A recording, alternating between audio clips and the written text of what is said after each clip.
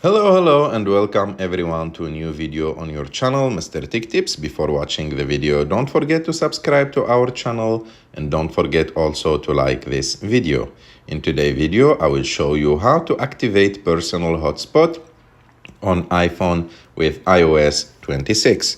To do this, you have just to go to settings and after that go to the option called personal hotspot.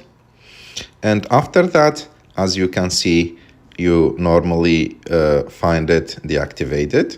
So to activate it, you have just to click on allow others to join like this. And like that, of course, you have to set also your WLAN password.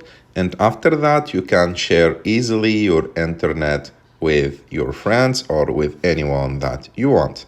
I hope that you like this video. If you like this video, don't forget to subscribe to our channel to like this video and see you in